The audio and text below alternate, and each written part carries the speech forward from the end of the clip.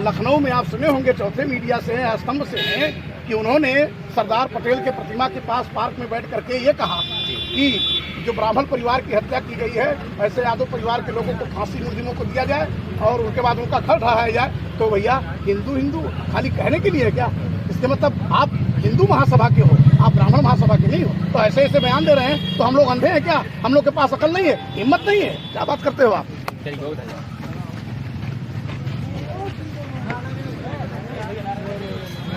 हैं इष्ट मित्र हैं जिनको इस घटना से काफ़ी वेदना है, दुख है। आगे मत करिए, आगे मत। घर हम लोग आए थे, उनके परिजनों से मिले हैं, बातचीत हुई है और ये काफ़ी बातचीत तो मुझे लगता है आप सबके संज्ञान में है भी कि जिस तरह से उत्तर प्रदेश में, क्योंकि मैं देश की तरफ नहीं जाऊंगा, उत्तर प्रदेश की तरफ आता हूँ, जिस तरह से उत्तर प्रदेश में आए दिन हफ्ता महीना तक जाया नहीं जा रहा है कि कहीं ना कहीं इस तरह की वारदातें हो जा रही हैं। तो मुझे लगता है कि उत्तर प्रदेश में बीजेपी की सरकार, जिसके मुखिया माननीय मुख्यमंत्री जी श्री योगी आदित्यनाथ जी जो बड़े बड़े दावे करते हैं कि उत्तर प्रदेश में गुंडा रहित प्रदेश बना दिया हमने 7 साल में, 5 उधर 2 इधर, लगभग या तो गुंडे मवाली जेल में या तो हमारे आउट ऑफ स्टेट के बाहर, ये दावा कर रहे हैं बार बार।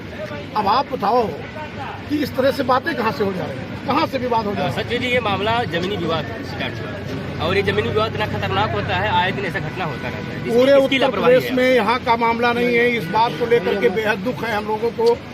दुख तो पूरा प्रदेश जता रहा है, देश जता रहा है इसी घटनाओं को लेकर के। लेकिन अभी इस तरह की घटनाएं जो मैं आपको बताने जा रहा हूँ, थोड़ा आप समय दीजिए, शॉर्टकट में बता देता हूँ। हाल ही में कौशाम्बी जिले में एक पासी परिवार जो दलित परिवार है, उसके लोगों की हत्याएं 3-3, 2-2 लोगों की हत्याएं हो गई, जिसमें आप सुने होंगे कि भीम आर्मी के हम लोग भी उस परिवार में मिलने गए और बिहार के नेता रामविलास, स्वर्गीय रामविलास पासवान जी के सुपुत्र चिराग पासवान भी आए थे, आपको याद होगा, सुने होंगे। वहाँ तो मारने वाले भी यही थे, लेकिन बाबा का कोई बुलडोजर नहीं चला जो ये नया संविधान लागू हो गया। अभी आप सुनिए, आजमगढ़ में रौना पार थाने में सवाल करिए, आपने सुना होगा कि रीता मौर्य का जिस तरह से अपहरण करके हत्या की गई, उसके पति को दौड़ा दौड़ा के मारा गया, उसमें तो बुलडोजर नहीं चला और मारने वाले यही सब लोग थे, दबंग लोग। और आजमगढ़ के अहिरौला थाने में ही इसमें इंद्रपाल मौर्य और उनकी पत्नी शकुंतला को लोगों ने अगवा करके उसको मारा। यहाँ के हम वहाँ बुलडोजर नहीं चला। कानपुर देहात में गनेरा थाने में विश्वकर्मा परिवार के, पिछड़े समाज के 3 व्यक्तियों की हत्या, इसी जमीनी विवाद की बात कर रहा हूँ मैं, इसी जमीनों को लेकर के जिसके बाद विवाद छिड़ा है, जहाँ भी यहाँ भी है और जहाँ भी जो पूर्ववत बता रहा हूँ मैं, चाहे वो कानपुर की देहात की घटना हो, विश्वकर्मा परिवार मारे गए, वहाँ बाबा ने इंसाफ नहीं की, सरकार ने नहीं किया, बुलडोजर नहीं चला अपराधियों पर, आरोपियों पर। आजमगढ़ में 2-2 थाने पर, अहिरौला और रौनिया थाने, कौन थाना है, रौना पार थाने में, वहाँ 2-2 पिछड़े समाज के लोगों को दिन दहाड़े हत्या कर दी जा रही है, रात को पीट पीट के मार दिया जा रहा है, मारने वाले बाबा के ही समुदाय के, इसलिए कार्रवाई नहीं हो रही है। और कानपुर में विश्वकर्मा परिवार, उस विश्वकर्मा परिवार पर कि विश्वकर्मा जयंती पर विश्वकर्मा योजना के तहत देश के प्रधानमंत्री ने उसी परिवार से बुला करके कहा था कि पूरा सरकार और हम आपके समुदाय के साथ हैं, और वहाँ तक न्याय नहीं मिला। आज वहाँ बुलडोजर नहीं चल रहा। जब इस प्रदेश में ये व्यवस्था बन गई है, दुखद है कि मारने वाला और मरने वाला अब जाति देखा जा रहा है, धर्म देखा जा रहा है, और उसके बाद कार्रवाई हो रही है। तो इस बात को लेकर के बेहद दुख है कि न्याय मिलना चाहिए। अभी आप प्रेमचंद यादव के परिवार में गए थे, क्या कुछ बातें आई? वहाँ तो अभी इनके तरफ से बच्ची बताई है, जो बड़ी बच्ची होती है, उसकी माँ तो आज उस पर लगी है। गायत्री परिवार के तहत जो हम लोग का एक भाई सनातन धर्म के हिसाब से जो व्यवस्थाएं हैं, तो उसके तहत फंसे हुए पूरा परिवार। सर, सत्यप्रकाश दुबे के घर पे गए थे, उसके बाद जो है बच्ची ने सारी बातें बताया कि हम लोग जो एप्लीकेशन दिए आज तक हमने मुकदमा नहीं लिखा गया।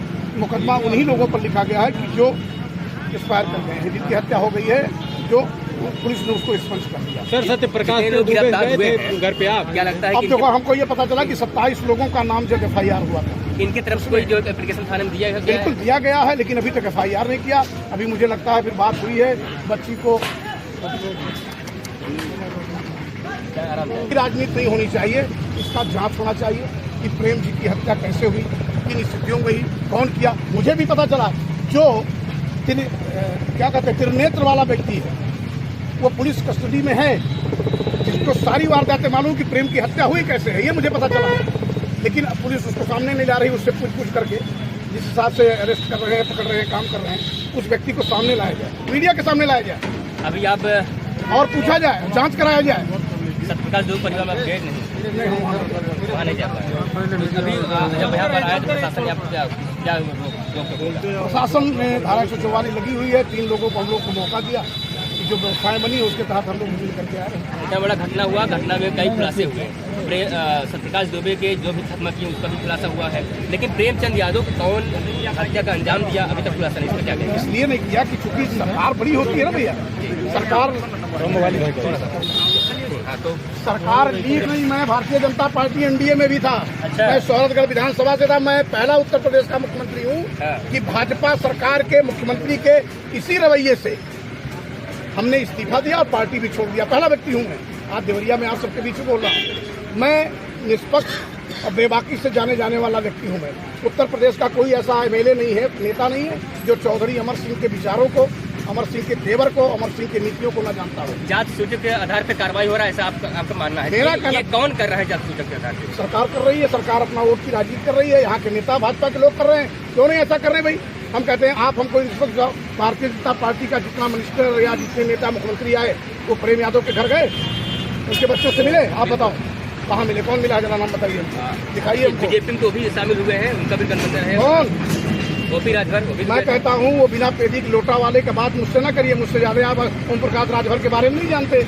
उनका कौन सा अस्तित्व है? चिल्ला रहे हैं, एक पार्टी बना के घूम रहे हैं, उनका कोई अस्तित्व है क्या? वो सबका ठेका ले रखे हैं क्या कि जब चले गए उनका तो मामला हो गया? वही सबसे बड़े नेता है क्या? आप गए जो है कि परिवार दो परिवार में आप गए? हम नहीं जा पाएंगे। जब हमारे घर पे कोई नहीं आ गया तो हम दूसरे घर क्यों जाएंगे? चाहे तो आप जो है कि इस वक्त आप भी कर रहे हैं? तो बिल्कुल करेंगे। सरकार कर रही है तो मैं भी करूँगा। जय जय जय जय जय जी।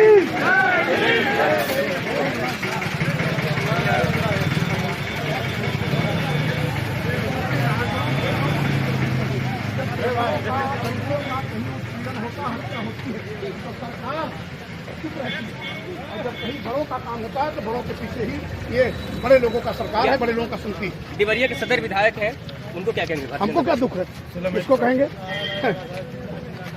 यहाँ के विधायक जी को क्या कहूँ मैं, हमसे जूनियर है ना, पार्टी में काम कर चुके हैं। आपसे जूनियर है? अरे भाई हम उनके सीनियर, हम कई बार 2 बार विधायक इधर भी पहली बार हुए हैं। अच्छा। इसके पहले विधायक थे क्या? ये सलम मड़ी पहली बार हुई है ना। तो क्या कहेंगे जिस प्रकार से लोग ये कह रहे हैं कि जो है कि जात विशेष पे आधार पर कार्रवाई कर रहे हैं? वो अच्छा कर रहे हैं। अच्छा। इसलिए अच्छा कर रहे हैं कि प्रदेश का पिछड़ा ये जान ले, दलित ये जान ले कि आपको अखिल भारतीय हिंदू महासभा के नाम से संगठन चलाने वाले शिशिर चतुर्वेदी जी, जो राष्ट्रीय प्रवक्ता हैं हिंदू महासभा के, लखनऊ में आप सुने होंगे, चौथे मीडिया से हैं, स्तंभ से हैं, कि उन्होंने सरदार पटेल के प्रतिमा के पास पार्क में बैठ करके ये कहा कि जो ब्राह्मण परिवार की हत्या की गई है, ऐसे यादव परिवार के लोगों को फांसी मुजरिमों को दिया जाए और उनके बाद उनका घर ढहाया जाए। तो भैया हिंदू हिंदू खाली कहने के लिए है क्या? इसके मतलब आप हिंदू महासभा के हो, आप ब्राह्मण महासभा के नहीं हो। तो ऐसे ऐसे बयान दे रहे हैं तो हम लोग अंधे हैं क्या? हम लोग के पास अकल नहीं है, हिम्मत नहीं है? क्या बात करते हो आप?